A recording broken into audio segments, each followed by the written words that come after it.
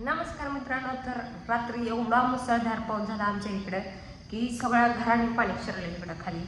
तर 10:30 वाजता इतका विजांच्या कडकडात वाजत ते काही जाणतेन गडगड गडगड एवढा मोठा पाऊस झाला आहे.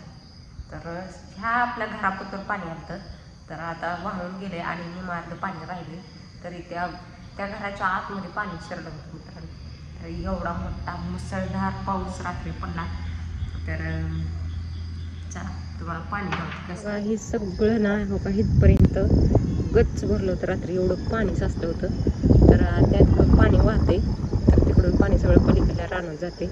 ही संपूर्ण रात्री सगळं पाणीच पाणी होतं. जेवढं पाणी, इतका पाऊस पडला होता रात्री. आणि हिकडल्या ताली मागच्या तर बघा सगळा पिरो ना सगळ्या गच्च भरलाय पाणी, सगळं ताल फुटायची हे झालं. एवढा पाऊस झाला रात्री 10:30 वाजता, आणि ती पण विजा इतका कडकडत होत्या. असा पाऊस पहिल्यांदाच झाला.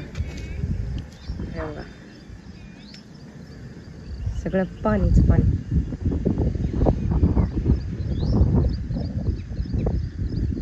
तर एवढा पावसाळा चालू झाल्यापासून पहिल्यांदा पाऊस झाला इतका.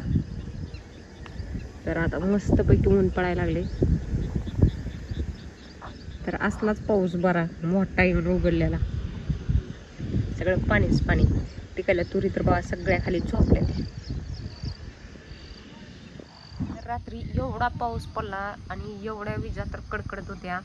लय जोरदार पाऊस झाला आणि पावसाळा चालू झाल्यापासून असा पहिल्यांदा पाऊस पडला. आणि सगळीकडे पाणी, जिकडे बघ तिकडे पाणीच पाणी. तर रात्रीचा पाऊस कोणाकोणाकडे झाला आहे कमेंट करून सांगा. आमच्या इकडे तर एकदम मुसळधार पाऊस झाला. सगळीकडे पाणीच पाणी. हे तर काहीच नाही आपल्याकडं. दुसऱ्या भागात दुसरीकडे तर इतका पाऊस आहे, सोयाबीन त्यांचं सगळं पाण्यात आहे. आणि सगळी झाडं काही झोपले ती खाली, पाण्यामुळे सगळी खाली झोपले ती. तर एवढा मोठा पाऊस पाक आपल्या घराच्या पायरीपर्यंत पाणी आलं रात्री. पण सगळं वाहून जाते पाणी तिकडून.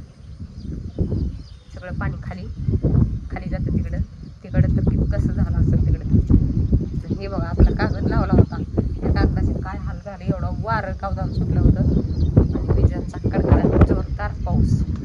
तर तुमच्या इकडे झाला असेल तर कमेंट करून सांगा. Bye bye.